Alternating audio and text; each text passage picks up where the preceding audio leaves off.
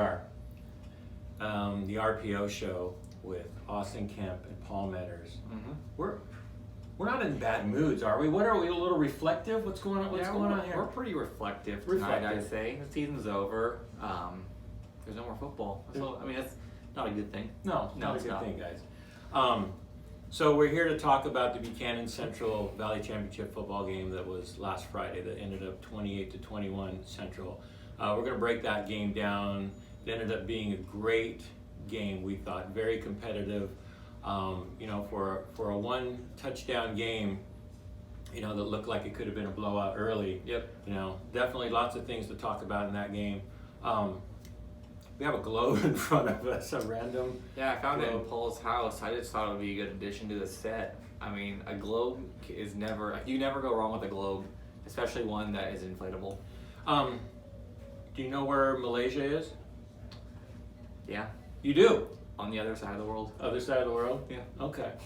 Borders some water? Yeah. Okay. Yeah. All right. So maybe randomly during the show we could just say, do you know where this place is? And try to take an educated guess. You got to get within 2 countries of it. Within 2? Okay. Yeah. All right. Plus or minus 2? Okay, cool. All right. So we got a globe here. So we're going to definitely break down that game. We got some other things to talk about.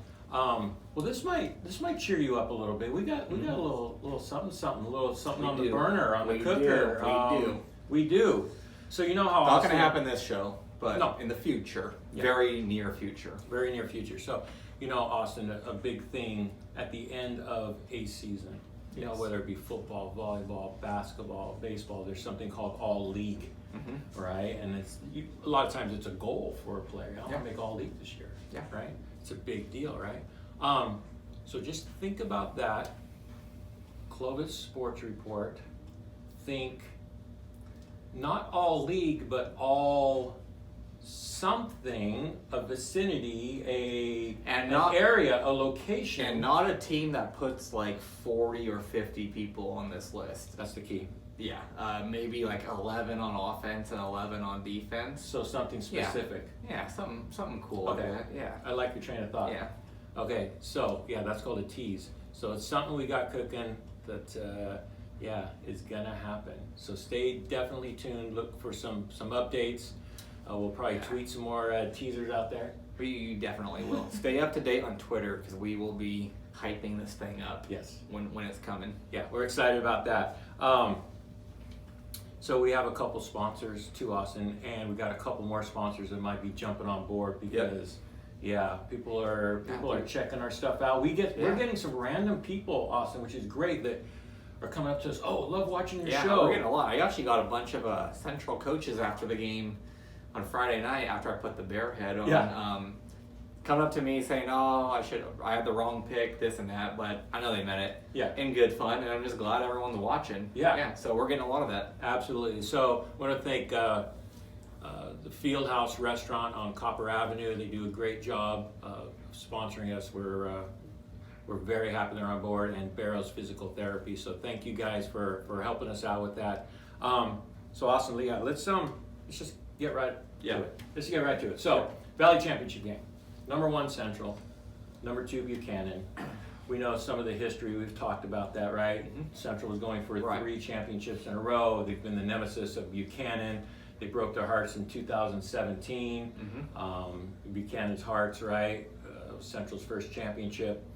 The game started out about as worse a nightmare, so to speak, for Buchanan. Yeah, just getting down 21-0. I remember going up to someone that I came with on the sidelines, and I was like, you know what, this game might be 40-0. Like, it felt like one of those games, a story that I've seen before, and I was prepared to be tweeting out just blowout scores throughout the night. But Buchanan defense settled in. Their offense eventually found a little bit of rhythm. I don't know. They gave the ball to Kendall Milton for starters, and that kind of helped the momentum get going in their favor a little bit. But they battled back, and they ended up losing by 7. And they actually had a chance. They had the ball down 7 with about 2 minutes left. They had a chance. They had to march 60 yards. A lot had to go their way. but just a quick synopsis. So yeah, it was 21-0.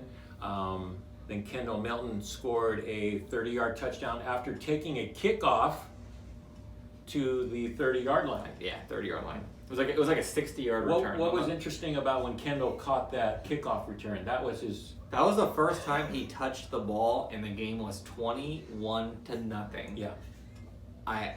If you would have told me he wouldn't have touched the ball, and the score was already 21-0, I would have picked Central. Yeah, to blow them out. Right. Probably. Yeah, it would have been a blowout. For sure. So it just, and then Kendall scored a 78-yard touchdown to make it 21-14 that went into half. So like you said, Buchanan's defense just stepped it up literally the rest of the way, I thought, especially in the second quarter. They were getting, I don't want to say gashed, but Central was able to run the ball on them and kept the clock moving and kept extending drives. They ran the ball a lot better than I thought Central would coming into the game. Conley was 35 carries for 185 yards, and they went for 252 yards as a team. But that Central ground game, if they weren't that efficient getting those chunks of yards, the passing game didn't really do much. And a credit to the Buchanan defense. Yeah, so then Central went up 28-14, and then Kendall scored another one, a 35-yarder. Get into a little bit more detail. And Buchanan had one more shot at, I couldn't remember, we talked about this at the end of the show. It was at the 40-yard line? Yeah, maybe a little bit. Yeah, around the 40-yard line. Okay, and it was fourth down. And they started that drive too. The very first snap, it was just off of Ian Kirby's hands, loss of 9, and sack, incomplete. And then it's 3rd and 27. What do you got in the playbook? Yeah, nothing. Yeah. So they tried to hook and ladder. They hooked it to Kendall Milton, and I don't know if they sniffed it out, but they were right there. They were right there for Kendall. it. Yeah, they're right there and tackled Kendall. So that was it. Central held on. Buchanan, man, got to give them a lot of credit. They fought hard. They had a lot of heart. They could have folded. An interesting thing happened that I noticed. You know, we're on the sidelines, right? And we're kind of walking back and forth, and so we're able to hear coaches. We're able to get some of that, inside information, I suppose you could say. And I heard Coach Matt Giordano of Buchanan say he didn't panic. It was 21-0. He goes, "Hey guys, still a lot of football. It's the first quarter." Yeah, and he said it like a laid back way too. Yeah. No one was tight. No one was panicky. It was just kind of like, "Hey, it's the first quarter, guys. Yeah, let's go. It's up. You got plenty of ball game left." And it was kind of like that. And credit to him for fighting back. Yeah, and we did talk to Coach Kyle Biggs, Central Coach Biggs, at the end of the game, and he mentioned, my first question was, man, you guys had about a perfect start, right? Yeah. Perfect start for them, obviously. And did we mention the perfect start? It was Buchanan. That's what I was going to say. It was a short. Yeah. Well, they were playing with the short field. They marched down 60-something yards. Yeah, first possession. First possession, marched down and scored. Jacob Jones, little Wildcat deal, so he scored. And then we had a block punt, recovered at the 10-yard line. 2 plays later, Conley scores. All right. Then next play from scrimmage, after the kickoff to, I don't know, maybe 20-something, all right, fake RPO, like a little pass tipped by Ricky Correa, 6'4", whatever, 320, tips it up right in the hands of Carter Anderson, and he runs it to maybe the 20-yard line, and then they scored. So boom, within about 8 minutes, it was already 21-0. Yeah, and like we talked about it on the post-game video, 95% of Central Valley teams, probably bigger than 95%, they get down 21-0 at Central in a game of that magnitude. Those teams are rolling over. Yeah. That final score, if they're playing, I'm not going to name any schools, but most of the competition, that game is probably ending 56-7. Yeah. Yeah. Yeah. So we credit Buchanan for just sticking with it and for having, making Central sweat. They did. They did, and they held Central to under 100 yards passing. Yeah, the ground game was going for Central, obviously, but they did a lot of good things, and you got to credit Central, but a little bit too for Buchanan, just a little bit too little, too late. Okay, let's go over some of those interesting stats, right? Yeah. Stats do tell part of the story. They're obviously not the whole story. You know where Kazakhstan is? Yeah, I think it's by Iraq. Kind of. Am I within 2? Yeah, you're within 2. So okay. Russia's right up, right above yeah. China's to the right of it. So what are some of those interesting stats as far as the amount of plays that each team ran in comparison? It looks like what we counted up, Buchanan ran 34 total plays. 10 of those were sacks, and then 10 of them were sacks. So like a third of the plays. A third of the plays about Buchanan got sacked, compared to Central, who ran around 75 plays. And you got a team going 75 plays to 34. Those are a lot more opportunities to gain some yards, get down the field, and score. And Paul has drawn something. A pie chart For the amount of plays ran. Okay. I'll just kind of freelance talk right now, say some other stats. Buchanan passing game, obviously, if you follow Twitter, if you were at the game, was pretty non-existent. Ian Kirby, the sophomore quarterback, had a rough game. Good season, rough game. He went 1 for 9 with an INT for 7 yards. The completion came on the last play of the game. Now, I know you're looking at me. Let's check out the pie chart that you just made. Does that make sense? Yeah, it does. 13, 10, and 11, in case you didn't see the pie chart. And this equals one whole. That's one whole pie. This 10 was sacks. So that much of their plays were sacks. This much of their play, which is less than half, it's how many times the best player in the section touched the ball. So, I don't know. And then that's times they try to throw the ball. Times how many total attempts passing. Yeah. So there's my pie chart. And this was not in the pre-production meeting. I just randomly I was kind of improvised. a little bit rattled. I threw you off a little bit, but you recovered nicely. Yeah. Yeah, so, I mean, the story of that, though, you flip it to Central. They ran 75 plays. So, Quali Conley ran the ball how many times? He was 35 for 184. So he ran the ball one more time than Buchanan had total offensive plays. And that's a major problem if that's happening. And then to go back to the sacks, Central's 10 sacks, that accumulated minus 58 yards. So, I mean, Buchanan was constantly, especially in the first half, just behind the chains. Yeah. There were so many times I would look at the scoreboard and it was 2nd and 17 or 3rd and 13. Yeah.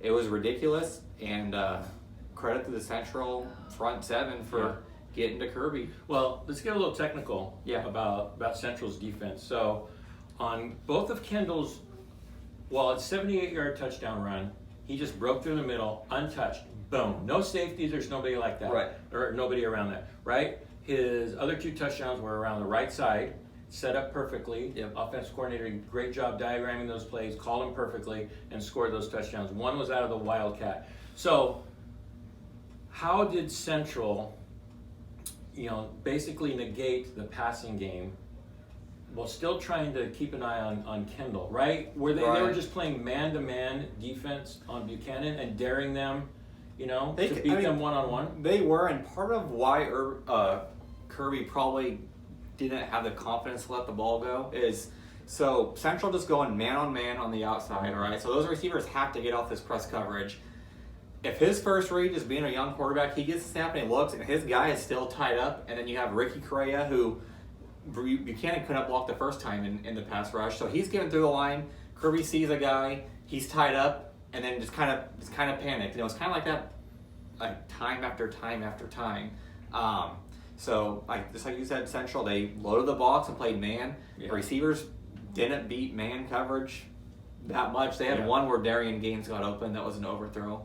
But they had trouble getting separation. Well, if you look about the games, you throw out the Central game when they met in the first time, the defensive backs for all the other teams in the track don't compare to Central's, right? Those plays that were open, right? In those games where Kirby was throwing for 250, 300 yards, right? Yeah. Receivers were open on those plays. They were. In this game, they weren't going to be open. Yeah, they weren't. And what else can you say? We knew coming in some of the Clovis schools, we knew their weaknesses as defenses. We mentioned not any schools by name, obviously, but there's been a lot of Clovis schools who have struggled to stop the pass with good athletes. And Buchanan does have good athletes at receiver. They just didn't have better athletes than Central has on their defense on Friday. Yeah, very good point. And then you talked about the passing game too. I'm sure that's a season low for Central's passing yards, 99 yards. Yeah, no doubt. 99 yards passing on 18. Silva was 13 of 18 for 99 yards. Leading receiver was Jeremiah Hunter, 3 receptions for 40. Yeah. So they had a good game plan to stop the passing game. Yeah. And it worked. But again, they kind of just got gashed in the run game here and there. Yeah. Are you surprised by that? I was.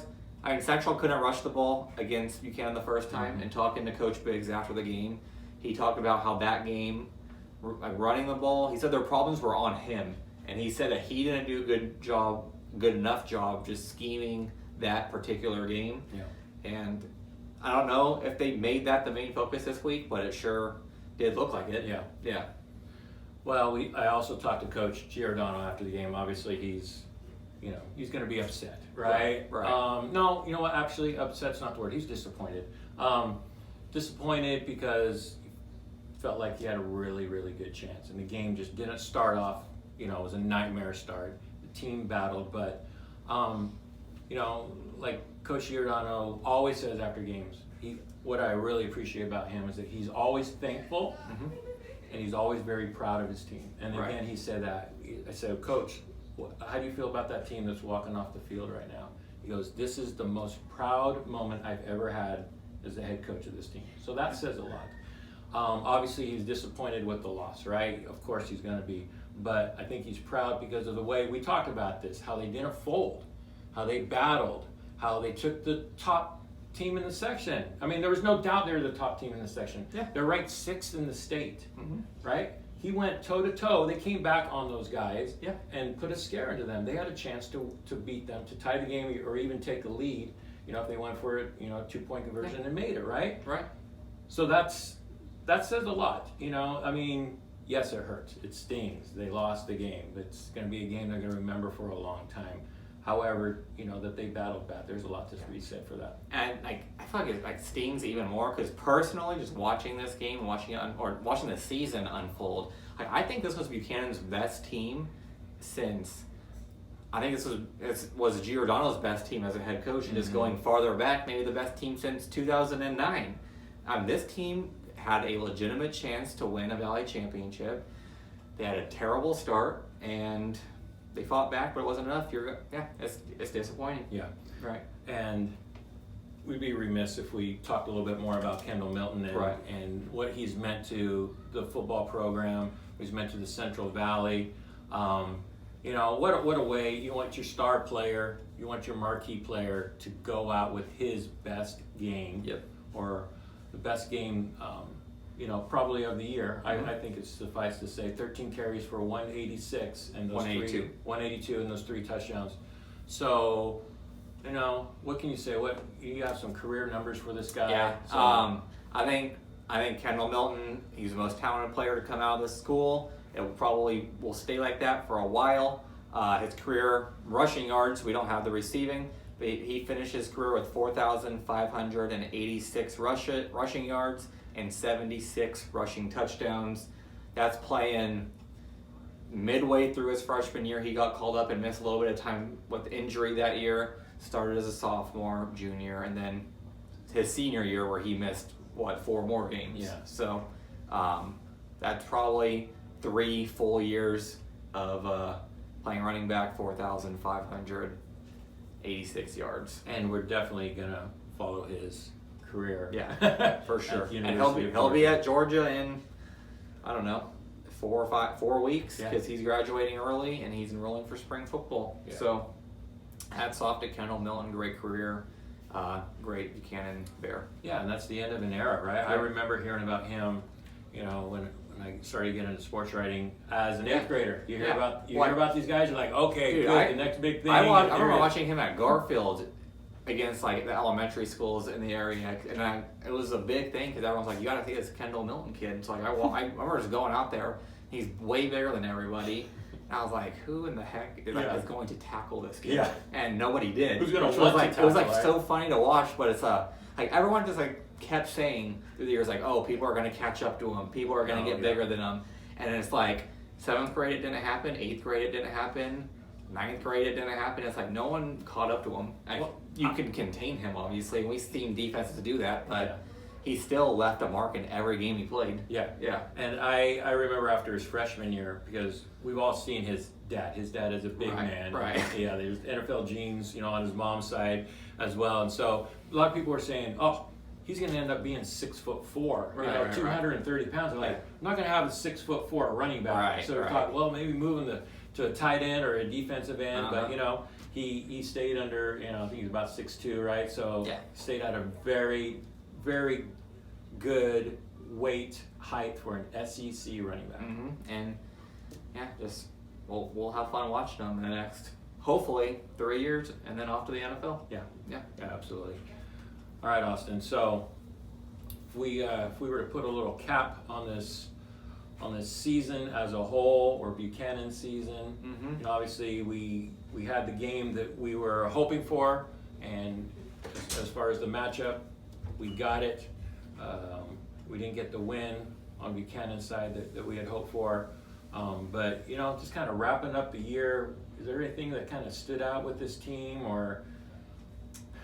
I mean, just like you're closing the book on the Kendall Milton era, so there's like a lot of questions kind of that I have heading into this. Like, what's this offense going to look like? Yeah, they have Kirby back and a bunch of receivers, but there's not that safety net of having a Kendall Milton that you can always just rely on.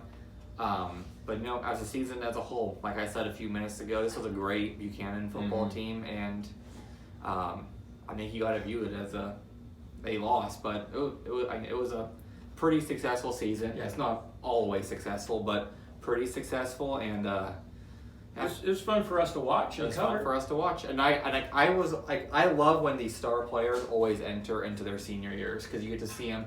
They're the oldest kid on the field. Mm-hmm. They've been around, and you just get to see them dominate, and that's what we saw. Mm-hmm. Yeah. And then I guess another question we can ask on the flip side is, who's going to beat Central? Are they going to keep this rolling This year or next year? Next, I mean, who's going to beat Central? Not this year. Who's going to beat Central in the future? They graduate some good players. Mm-hmm. They'll return Worthy and Jacob Jones, and quarterback situation is hazy right now. But Why are you smiling? Because I know something you don't know. And what is that? but we'll see. We'll see when it unfolds and Interesting adjective. and stuff starts to break. Yeah. But we'll see. It's not gonna. Do you know where There's do you know still- where Venezuela is? Down in South America. Yeah, it's right above Brazil. Yeah. Okay. Yeah. But back to Central. They're still the most athletic team heading into next year, and yeah, we'll see who transfers in. Yeah.